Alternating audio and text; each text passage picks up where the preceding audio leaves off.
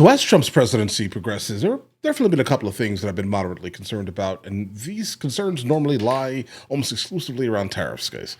Like, how are they going to affect us?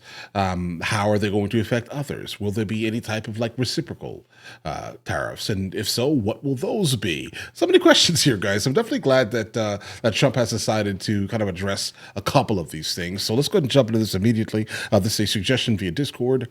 Let's jump into it. Mr.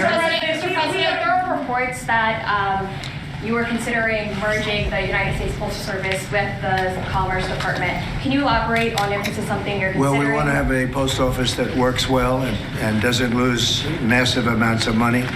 And we're thinking about doing that, and it'll be a form of a merger, but it'll remain the Postal Service, and I think it'll operate a lot better than it has been over the years. It's been just a tremendous loser for this country. Tremendous amounts of money are being lost, and we think we can do something that'll be very good and keep it a very similar way. But whether it's a merger or just using some of the very talented people that we have elsewhere, so it doesn't lose so much. It's losing a tremendous amount of money. Okay.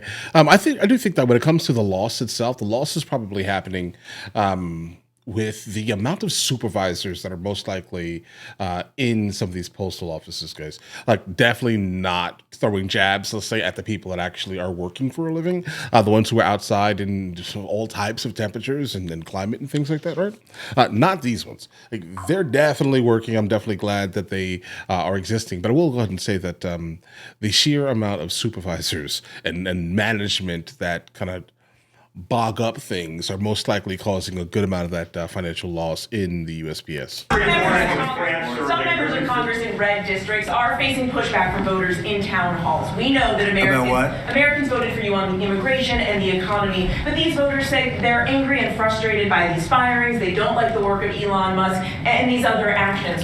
What do you say to them? Who do you work for? I work for ABC News, sir. Who? ABC News. No wonder. Let me just tell you that I have today the highest poll numbers I've ever had. I have today the highest poll numbers of any Republican president ever. We haven't even checked the Democrats, but that's what I was just told. And they like the job that we're doing. They like the job that Elon's doing. He's doing something that a lot of people wouldn't have the courage to do. We want to streamline our country. We want to streamline, because you know why? Because we want our country to survive and thrive. And we're finding billions and billions of dollars of waste, fraud, and abuse. Billions, and I mean numbers like you wouldn't believe, and we haven't even started yet. So it's actually just the opposite. We've polled it, and people are thrilled. They can't even believe it's happening. And it won't affect many people. It'll only affect the people that get caught stealing. The waste, fraud, and abuse is at a level like nobody's ever seen. It's been going on for years.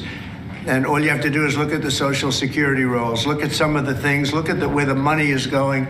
The Attorney General's looking into something, environmental protection, $20 billion. And it's out and out fraud. So I think the people are very happy. Yes, please. Mr. President, I want to ask you about the... That's interesting here. So the thing is that he definitely did not get 100% of the votes, right? So the other people that specifically did not vote for him are most likely not very happy with any of the things that he's doing because they just didn't like him in the first place or anything that he represented, let's say.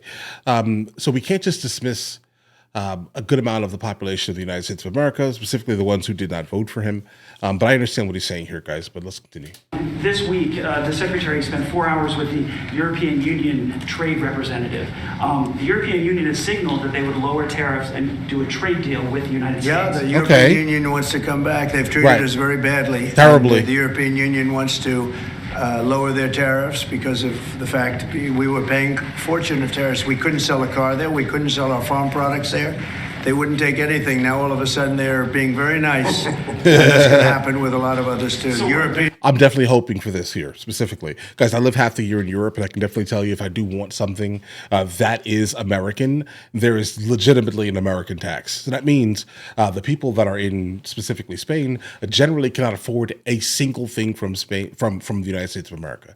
They can't. There are specific stores set up They're called like American stores, where you can walk in there and buy like your American candy, where like a Snicker bars cost like $7, guys. But either way. Now all of a sudden they're being very nice, and that's going to happen with a lot of others too. The European Union is wanting to lower its barriers at very low levels. They want to now bring their car number, which was extremely high, down to 2.5%, which is the same thing that we charge. That's reciprocal. See, that's what is happening, reciprocal. Okay. And I think it's a big start in the right direction with the European Union. You called President Zelensky of Ukraine a dictator. Do you think that President Putin of Russia is also a dictator? I think that President Putin and President Zelensky are going to have to get together, because you know what? We want to stop killing millions of people. You have young soldiers being killed. If you saw the pictures that I saw of the battlefield from satellite, you've never seen any pictures like that. Soldiers are being killed by the thousands a week, thousands of soldiers a week. As we speak, they're being killed. That's why I want to see a ceasefire, and I want to get the deal done. I think we have a chance to get the deal done. I had to make sure that Russia wanted to do it. It's a war that would have never happened if I was president, but it did happen. So I got stuck with it, and I want to stop people from being killed. You know, it doesn't affect the United States very much. It's on the other side of the ocean. Absolutely. It does affect Europe, and we've put in 3 times more money. We're in for 300 billion. They're in for 100 billion. And, you know, Europe is also doing it in the form of a loan. Biden just gave them money. There was no loan. There was no security. There was no anything. So we're going to either sign a deal, or there's going to be pull out. A lot of problems with them. So we're going to sign a deal to get security, because we have to do that. We're spending our treasure. They're spending their blood. They are. And they're very brave in every way you can imagine. But we are spending our treasure on a country that's very, very far away. Yep.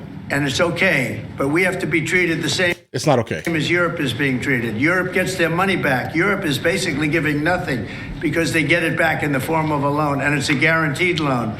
We don't get our money back, and we're losing. I mean, we don't want to do that anymore. So we're signing an agreement, hopefully in the next fairly short period of time, that will assure us that we'll get $400 or $500 billion back. We're in there for $300 billion. Now, one other thing, Europe is at 100. We're at 300. We think it has to equalize. In other words, they have to come up with more money, because it has a big effect in Europe. It doesn't have much of an effect on us, because we have a big, beautiful ocean in between.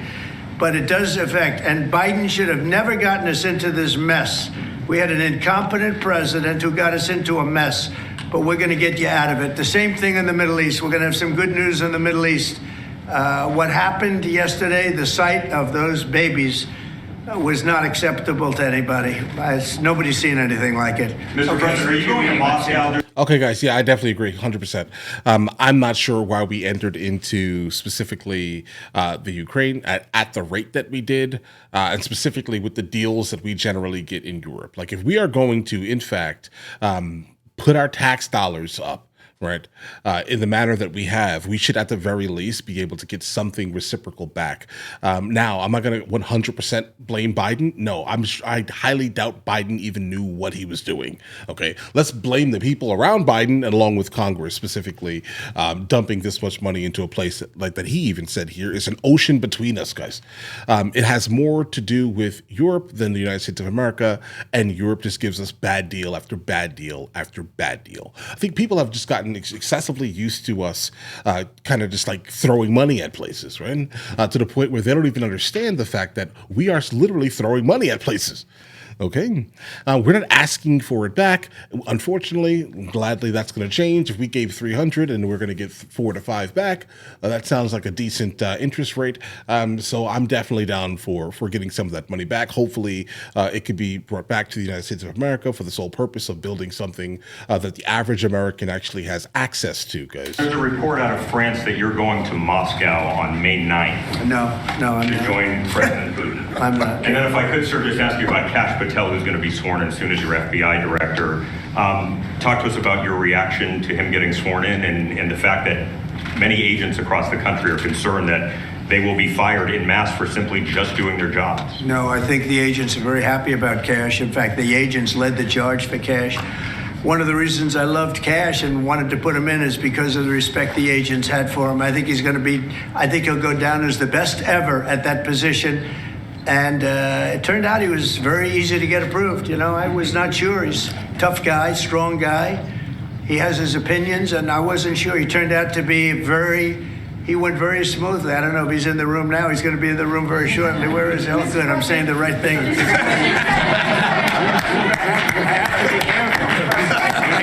I can't speak too badly about him. I better be careful. Now, I will say this about Cash, and Howard understands this. One of the reasons that I wanted him is because the agents love this guy and they respect this guy, and this is what they wanted.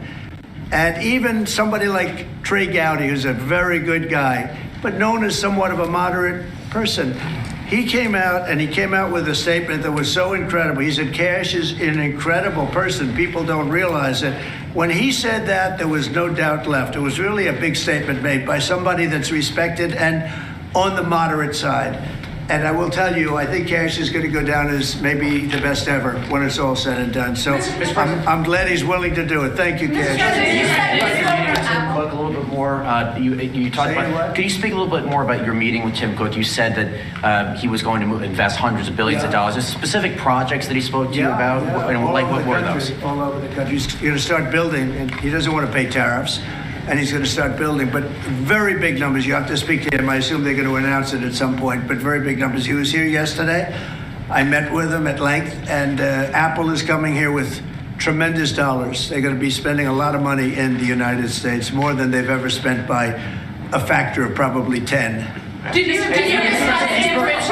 reporting that you were signing a memo later to counter a digital service tax? And guys, really quickly, I definitely do expect for a lot of companies to start making their way back to the United States of America if these tariffs are enacted kind of in a way that we kind of think they are, or they're being spoken of at least, because no one really wants to pay those tariffs.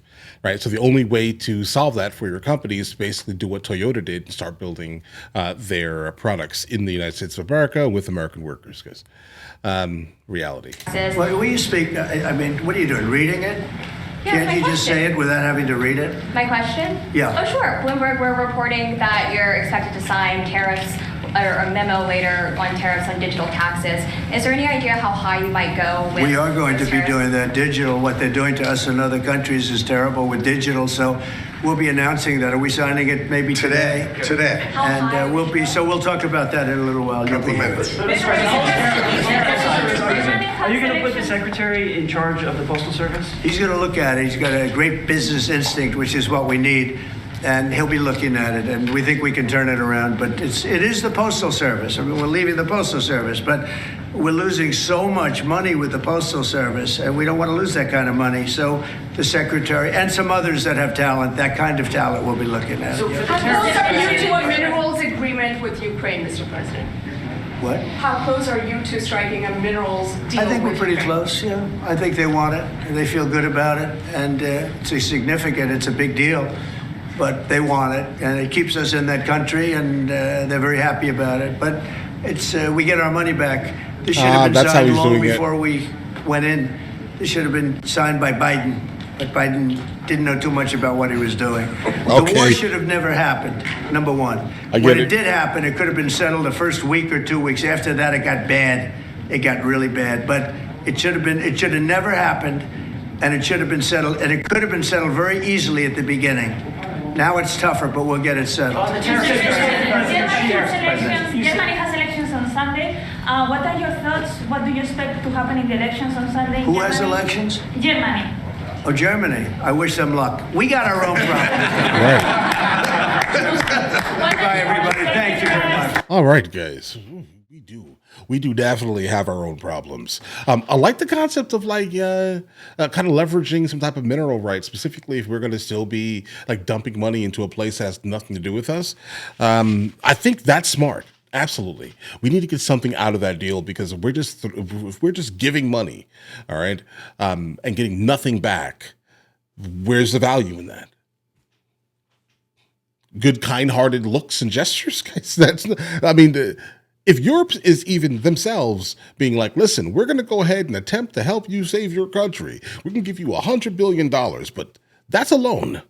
You're going to go ahead and pay that money back. You think we're crazy? Right. Listen, I think that's the smartest thing in the world, literally. I guess if the mineral rights are on the table, then we should definitely attempt to do that here, guys, right? And I definitely do hope that this whole kerfuffle, debacle, is basically solved as fast as humanly possible. But I highly doubt that Putin has any interest at all, with getting off the land that he's already on, if that makes any sense, guys. But we'll see how this goes. We'll follow the story, guys. But in the meantime, listen, you guys all have an absolutely amazing day. Enjoy your day thoroughly. The fact that you just made it to the end of the video says a whole lot, actually. We have a couple other channels. MrLboyd Music, MrLboyd Movie Reacts, along with MrLboyd Discusses, where I just generally speak about the things that specifically matter to me. But in the meantime, I'll catch you guys later.